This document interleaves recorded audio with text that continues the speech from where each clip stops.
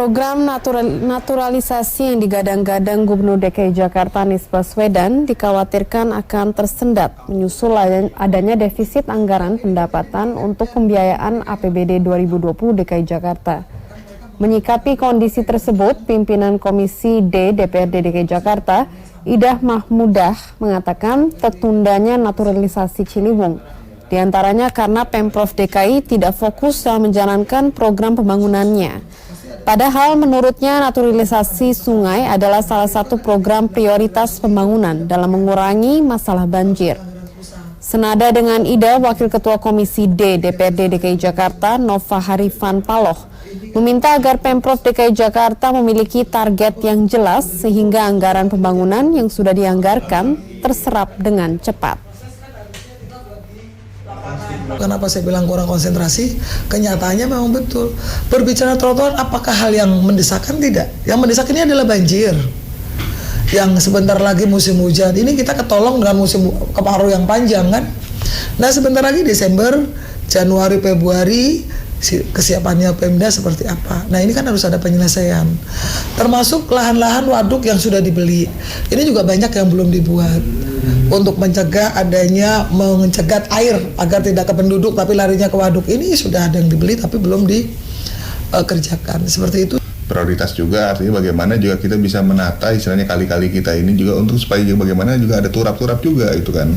Kita lihat kan kayak misalnya di Pejaten Timur itu kan. Itu kan hampir tiap tahun kalau misalnya itu pasti kan kalau ada hujan deras itu pasti banjir itu kan. Nah itu kan kita fokuskan situ kan. Itu terutama juga terus yang melewati Rawajati juga situ kan. Itu hampir juga belum diturap juga sebagian kan.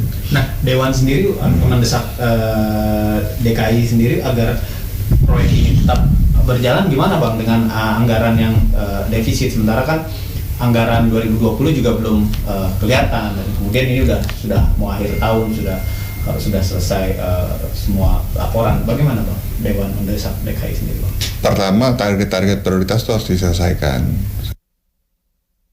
Ya pemirsa, kami akan membahas masalah normalisasi Ciliwung ini dengan Bapak Nirwono Yoga. Ya. Pak Yoga, ini program normalisasi ini terancam berhenti ya karena defisit. Tanggapan Anda?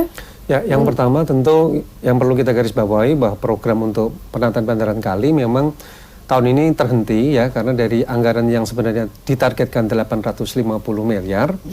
Sampai dengan per November ini kan hanya terserap 350 miliar. Nah, tapi karena tadi ada penghematan anggaran, karena ada defisit anggaran, maka sisanya yang 500 tadi dicoret atau dihentikan. Nah, persoalannya berarti kalau itu bisa dipastikan, sampai dengan Desember ini tidak ada kegiatan lagi untuk penataan bandaran kali. Ini terkait terutama dengan pembebasan lahan di kawasan bandaran kali yang harusnya diselesaikan tahun ini supaya tahun depan bisa dilakukan penataan bandaran kali. Nah, kemudian jika kalau kita amati di usulan untuk anggaran penataan bandaran kali tahun 2020 itu pun juga hanya sekitar saat ini ya itu masih sekitar 600 miliar. Artinya jauh juga dari kebutuhan. Kenapa? Kalau tadi anggarannya itu 600 miliar, kemudian itu dipotong hanya untuk kegiatan yang tahun ini harusnya dilakukan untuk pembebasan lahan, berarti kan 600 dikurangi 500 hanya tersisa 100 miliar untuk pembebasan lahan. Itu jauh dari cukup sebenarnya. Apalagi kalau kami bandingkan dengan usulan revitalisasi trotoar tahun 2020 itu mencapai 1,2 triliun ya. Harusnya kalau memang Jakarta memprioritaskan penanganan banjir, minimal biaya untuk penataan banjir tadi itu 2 kali lipat dari yang diusulkan. Kalau tadinya tahun 2020 tadi 600, harusnya minimal juga 1,2 yang diperuntukkan untuk penataan bandaran kali. Kenapa? Salah satu upaya untuk menanggulangi banjir adalah penataan bandaran kali. Nah ini kita harapkan programnya bisa dilakukan kalau satu, lahan yang ada di tepi bandaran kali tadi itu dibebaskan. Kemudian yang kedua, warga yang di tepi bandaran kali itu direlokasi ke tempat pemukiman yang terdekat ya. Artinya juga ada PR apakah ada rumah susun terdekat dari pemukiman bandaran kali. Nah kemudian setelah itu dibebaskan, baru kemudian dari Kementerian PUPR baru bisa melakukan teknis penataan bandaran kali. Ini pun juga akan menjadi masalah karena sampai dengan sekarang masih diperdebatkan konsep pendekatannya mau naturalisasi atau normalisasi, Mbak Fanda. Tapi Pak Yoga tadi katakan 100 miliar itu seharusnya cukup untuk pembebasan 118 bidang tanah ini. Yang dari 119 bidang tanah yang sudah dibebaskan, itu kan harusnya dibayarkan 500, yang harusnya tahun ini dibayarkan ya.